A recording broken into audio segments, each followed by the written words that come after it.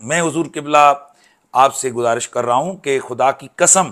آپ کے قریب ترین لوگ اور دعوت اسلامی کے بہت زمانے کے جو اب بھی آپ سے شدید محبت کرنے والے لوگ ہیں وہ میرے ساتھ رابطے میں، اور وہ ایسی سٹوریاں سنا رہے ہیں کہ میرے جناب کانوں سے دھواں نکل رہا ہے۔ اور خدا کے لیے آپ اپنے جو دائیں بائیں آپ کے لوگ ہیں، کچھ آپ کی جو دعائیاں بنانے والے، کچھ آپ کے جناب چینلز پہ نعتیں پڑھنے والے، مہربانی فرما کر ان کو دیکھیں جن کے یہ خاص لنکس ہیں یہ 3-4 لوگوں کے ساتھ، تو ان کے ذرا آپ خدا کے لیے اپنے طور پر تحقیق کروائیں کہ یہ کون لوگ ہیں، اور بالخصوص جو آپ کو دعائیاں دے رہے ہیں ذرا ان کی ڈگریاں دیکھ لیں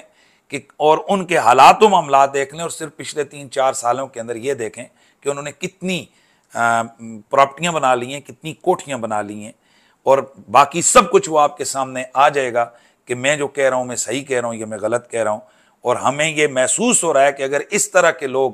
معاذ اللہ آپ کے گھر تک ان کی رسائی ہے اور آپ کے قریب ترین علاج تک ان لوگوں کی رسائی ہے، تو حضور قبلہ ہمیں یہ خطرہ محسوس ہوتا ہے کہ ایسے دھوکے باز، ایسے فراڈیے اور ایسے جناب اللہ کرپٹ قسم کے لوگ اللہ نہ کرے وہ اہل سنت کو کسی بہت بڑے نقصان میں، صرف اشارے سے عرض کر رہا ہوں، بہت بڑے نقصان تک پہنچا دیں۔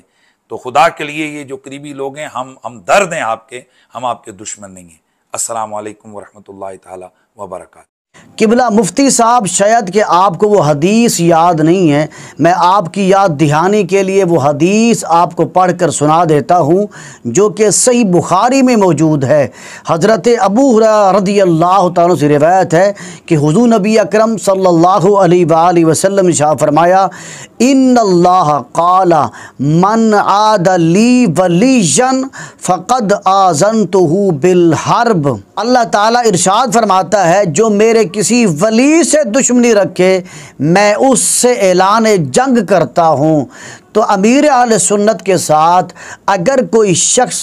دشمنی رکھے گا تو یوں سمجھ لیں امیر اہل سنت اس کو کوئی جواب دیں یا نہ دیں، امیر اہل سنت اس کو کوئی نقصان دیں یا نہ دیں، بہرحال اللہ تعالیٰ کا اس کے خلاف اعلان جنگ ہے۔ اور حدیث مبارکہ میں اگلا بیان یہ ہے، اور میرا بندہ ایسی کسی چیز کے ذریعے میرا قرب نہیں پاتا جو مجھے فرائض سے زیادہ محبوب ہو، اور میرا بندہ نفلی عبادات کے ذریعے برابر میرا قرب حاصل کرتا رہتا ہے یہاں تک کہ میں اس سے محبت کرنے لگتا ہوں۔ اللہ فرماتا ہے میں اس سے محبت کرنے لگتا ہوں، اور جب میں اس سے محبت کرتا ہوں تو میں اس کے کان بن جاتا ہوں جس سے وہ سنتا ہے، اور اس کی آنکھ بن جاتا ہوں جس سے وہ دیکھتا ہے، اور اس کا ہاتھ بن جاتا ہوں جس سے وہ پکڑتا ہے، اور اس کا پاؤں بن جاتا ہوں جس سے وہ چلتا ہے۔ اگر وہ مجھ سے سوال کرتا ہے تو میں اسے ضرور عطا کرتا ہوں، اور اگر وہ میری پناہ مانگتا ہے تو میں ضرور اسے پناہ دیتا ہوں۔ میں نے جو کام کرنا ہوتا ہے اس میں کبھی اس طرح متردد نہیں ہوتا جیسے بندہ مومن کی جان لینے میں ہوتا ہوں۔ اسے موت پسند نہیں اور مجھے اس کی تکلیف پسند نہیں ہے۔ تو مفتی صاحب یہ حدیث اس بات کی دلیل ہے کہ قیامت تک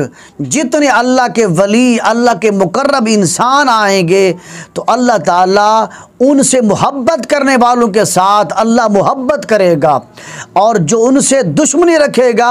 اللہ تعالیٰ کا ان کے خلاف اعلان جنگ ہے۔ تو اللہ کے ساتھ کس کو جرأت ہے کہ وہ اللہ کے ساتھ جنگ کر سکے؟ اور میری یہ دعا ہے کہ اللہ تعالیٰ قبلہ امیر اہل سنت کو اپنی حفظ و امان عطا فرمائے۔